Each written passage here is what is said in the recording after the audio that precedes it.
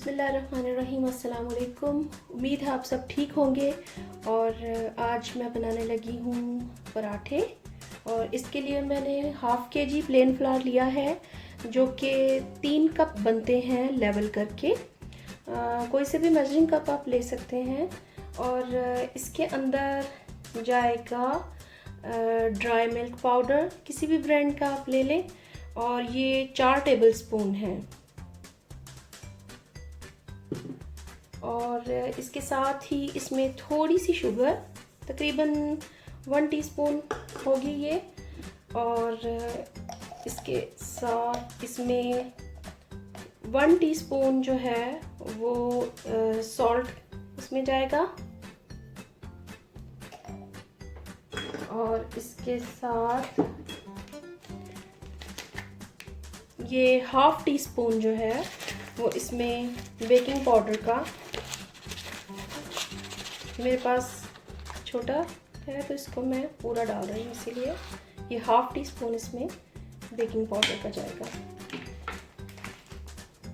तो इसके अलावा इसमें 3 टेबल स्पून जो है वो कोई सा भी घी, देसी घी या नॉर्मल आप बटर भी डाल सकते हैं मेल्ट करके उसको। तो इसमें ये चीज़ें शामिल करके तो इसको नॉर्मल पानी के साथ इसकी मैं डो तैयार कर लूँगी।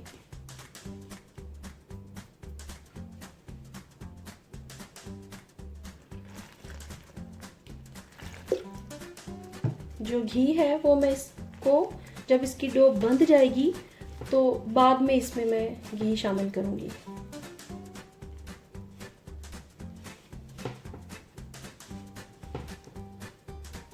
इसकी नॉर्मल सी डो बनाएंगे जैसे हम रोटी के लिए बनाते हैं। अब यहाँ पर डो जो है वो थोड़ी सी बन गई है। अब इसके अंदर मैं 3 टेबल स्पून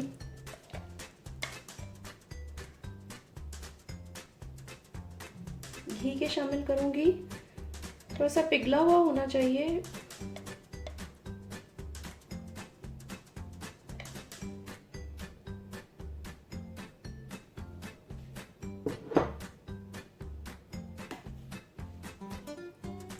अब इसके अंदर इसको अच्छी तरह से मिक्स करेंगे ताकि ये सारा जो घी है, ये आटा जो है अच्छी तरह से इसको एब्जॉर्ब कर ले।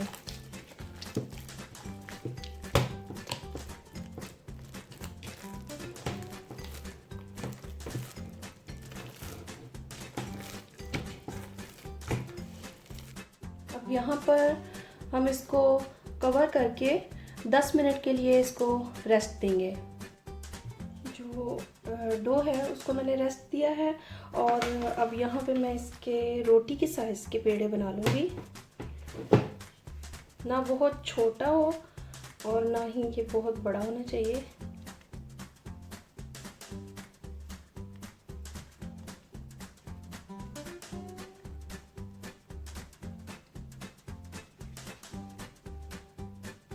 इस तरह से इस साइज़ के सारे पेड़े बनाकर मैं उस पर ऑयल लगाकर तो उसको फिर रेस्ट के लिए रखूँगी। यहाँ पे जितने भी पेड़े हैं मैंने इनको ऑयल लगाकर दोनों साइड से अच्छी तरह से इसको ऑयल लगाकर 10 मिनट के लिए इसको छोड़ दूँगी।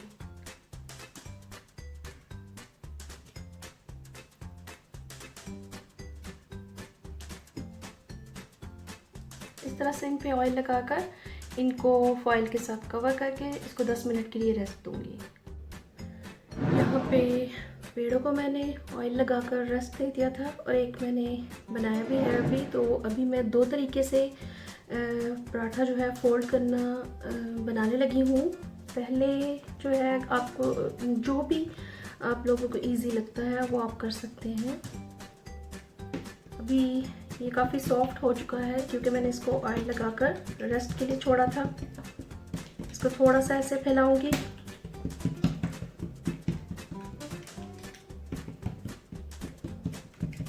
जब ये ना बड़ा हो जाए थोड़ा सा तो इसको इस तरह से हाथों के मूवमेंट होनी चाहिए। ये वाला हाथ इसके नीचे और ये थोड़ा सा ऊपर, तो इस तरह से मैं करूँगी।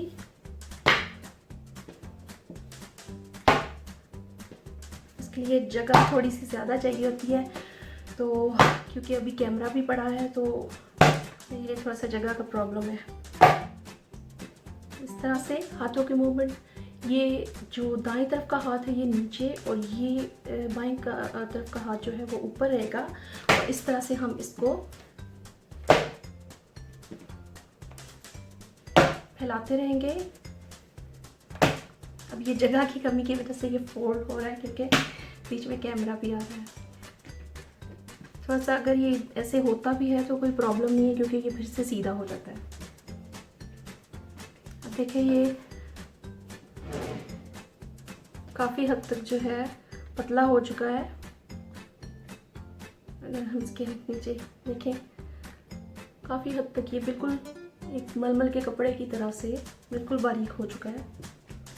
यहाँ पे इस तरह से मैं इसको फैला लूँगी। अगर आपके पास जगह, क्योंकि जब वीडियो नहीं बनाना होती तो फिर ज़रा जगह का मसला नहीं होता, क्योंकि बीच में कैमरा भी पड़ा होता है, तो इससे भी ज़्यादा इसको फैलाया जा सकता है। अभी मैं इस पर जो है घी लगाऊंगी।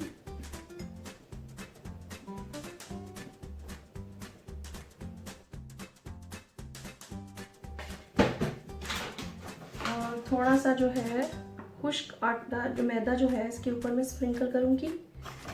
ये आपकी मर्ज़ी है, आप करना चाहें तो, लेकिन इससे इसकी जो लेयर्स हैं वो अच्छे से खुलती हैं।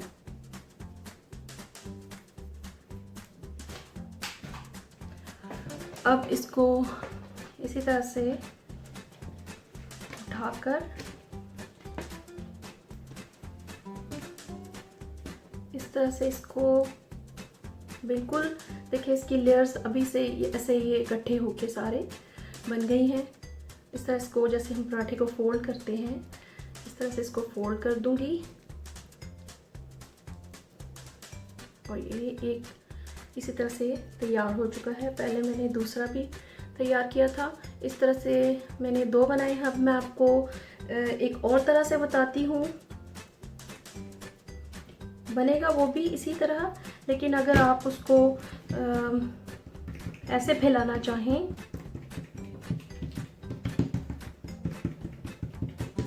अगर आप इसको बेलना चाहते हैं तो आप इसको पेड़ों को बेशक फिर ऑयल ना लगाएं, और आप इसको ऐसे ही खुश्क आटे की मदद से इसी डो को आप बेल कर भी बना सकते हैं। लेकिन मुझे इस तरह से ज़्यादा इजी लगता है, क्योंकि इस तरह से मुझे देर बेलने की ज़रूरत नहीं पड़ती और बहुत इजीली ये बन जाता है। ये आटा बिल्कुल हैंडल करने में इजी है, क्योंकि इसको मैंने ऑयल लगाकर जो रेस्ट दिया था उससे ये बिल्कुल जो है मुझे अब हैंडल करना बहुत आसान है। इसको पकड़ के आप जैसे किसी कपड़े को ऐसे हम करते हैं, इसको बेशक थोड़ा सा अगर डैमेज भी होता है तो कोई इसमें नहीं है हर्ज। इसको मैं ऐसे ही फैलाऊंगी अच्छी तरह से। अब देखिए ये काफ़ी हद तक जो है बारीक हो चुका है, इस तरह से भी। अब मैं इसके ऊपर उसी तरह घी लगाऊंगी। अब फिर से इसको उठाकर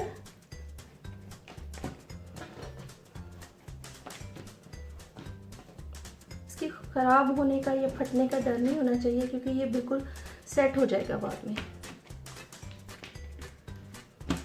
देखें अब बिल्कुल ये सेट है। इसको इसी तरह पराठा जैसे हम फोल्ड करते हैं, ऐसे इसको फोल्ड कर दूंगी।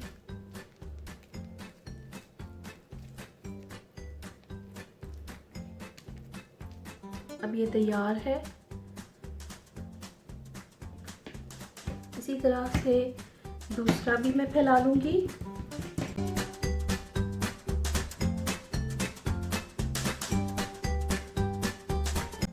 यहाँ पे सारे पेड़े जो हैं उनको मैंने पराठों की जो बल दे दिए हैं, और इसको मैंने कोई एक्स्ट्रा ऑयल ऊपर से अभी नहीं लगाया, जो ट्रे के अंदर ही ऑयल लगा हुआ था उसके साथ ही मैंने इसको उलट पलट किया है ऐसे, तो उसकी दोनों साइडों पे थोड़ा थोड़ा सा ऑयल जो है वो लग चुका है।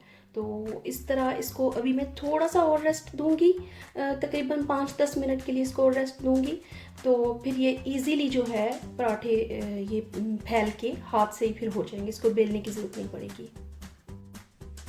ये सारे पेड़े जो है पराठों के, इसको बल दे के मैंने रख लिया था। अब इसको जो बोर्ड है रोटी बनाने वाला, इसके ऊपर मैं करूँगी इसको थोड़ा सा पहले घी या ऑयल जो भी आप लगाना चाहें, इसको पहले थोड़ा सा लगा दूंगी मैं। और अगर आपको इस तरह से नहीं फैलाना तो इस तरह भी कर सकते हैं कि आप इसको खुश्क आटा लगाकर तो इसको थोड़ा सा बेल भी सकते हैं, लेकिन ये इस तरह से भी हम इसको इजीली कर सकते हैं।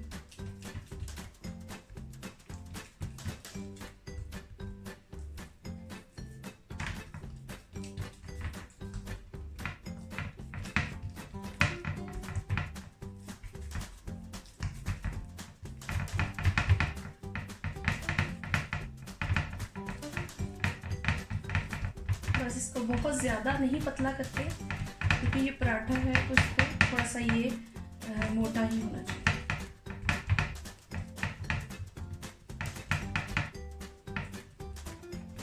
अब यहाँ पे इसको फ्रीज करने के लिए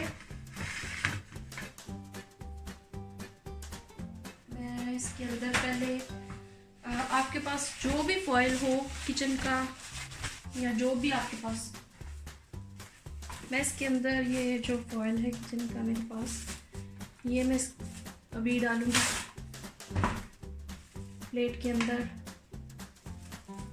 इसको अच्छी तरह से इसके ऊपर बिछा के, तो ये जो पराठा मैंने फैलाया है इसको इसके ऊपर ऐसे रख दूंगी।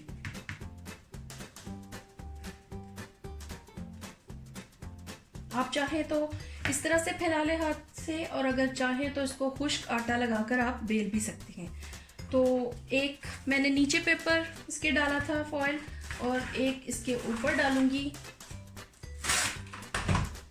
ये मैं सिर्फ दिखाने के लिए कर रही हूँ, क्योंकि अभी मुझे पराठों को फ्रीज़ नहीं करना, अभी मैं सबको ही तल लूँगी, क्योंकि अभी मुझे फ्रीज़ नहीं करने। तो इस तरह से मैंने ऊपर नीचे इसके फॉयल डाल दिया है। तो इसी तरह से दूसरा पराठा भी जो है वो फैलाकर इसके ऊपर डालेंगे और उसके ऊपर फिर से एक फॉयल लगाएंगे, और जितने चाहें आप पराठे ऊपर नीचे ऐसे रख के उसको फॉयल लगाकर आप जो है इसी तरह प्लेट को फ्रीज़र में रख दें। और जब ये थोड़े से सख्त हो जाते हैं, बिल्कुल इसको ये नहीं कि टोटली ये फ्रीज़ हो जाए, जब ये थोड़े से सख्त हो जाए तो उसको ऐसे पकड़ के, तो इनको बेहतर है कि अगर हम पहले ही थोड़ा थोड़ा से हम अलहदा कर लें, ताकि बाद में ये बिल्कुल फिर अलहदा हो जाएंगे। फिर उनको एक शॉपर में डालकर हम बांध कर जितनी देर मर्ज़ी हम इसको रख सकते हैं, महीना 2 महीना या 10-20 दिन, जब तक आपको फ्रीज़ करने हैं। तो अभी मैं इनको तल के दिखाती हूँ। अब मैंने यहाँ पे पैन जो है वो गरम कर लिया है, हल्का, बहुत तेज़ इसका जो फ्लेम है बहुत तेज़ नहीं मैंने रखी। तो अब जो मैंने पराठा फैलाया था उसको मैं इसके अंदर डाल दूँगी।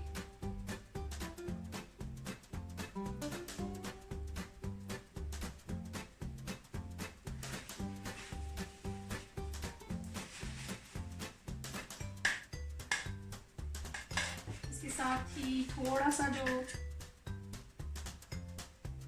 घी है इसके साइड से इसे डालूंगी मैं।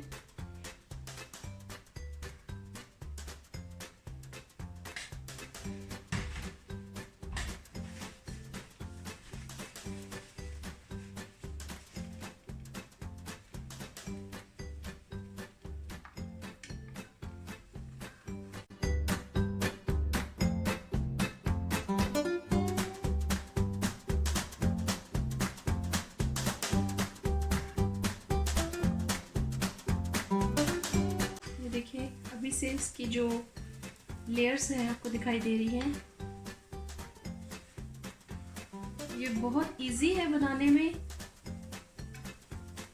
और बहुत ज़बरदस्त बनता है। आप चाहें तो इसको पतला भी रख सकते हैं।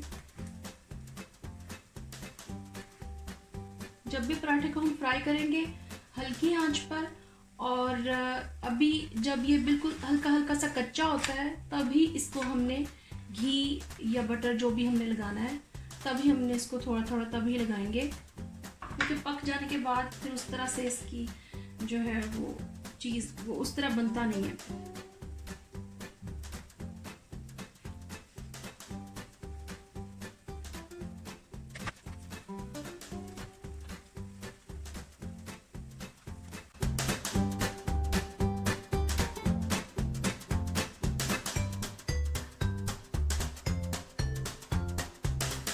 अब ये तैयार हो गया। अब मैं इसको उतार लूँगी बोर्ड के ऊपर।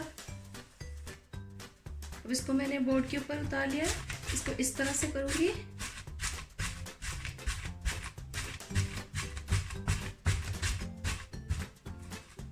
देखिए अब इसको बिल्कुल इसकी एक एक जो लेयर है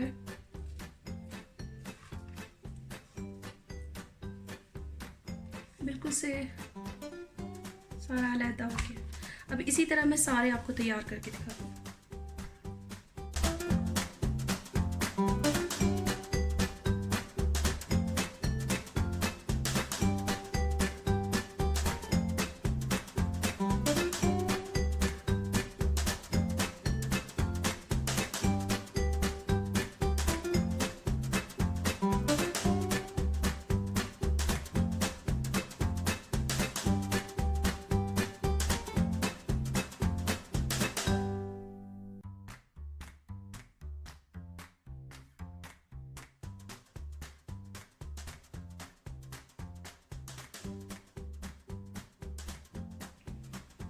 ये तो पराठे तैयार हैं और मुझे तो बहुत अच्छे लग रहे हैं देखने में भी, और जब आप इसको पका कर खाएंगे तो आप यकीनन बहुत खुश हो जाएंगे। और अल्लाह करे कि आपको भी पसंद आए, और अगर पसंद आए तो इसे लाइक कीजिए, शेयर कीजिए और सब्सक्राइब कीजिए। अल्लाह हाफिज़।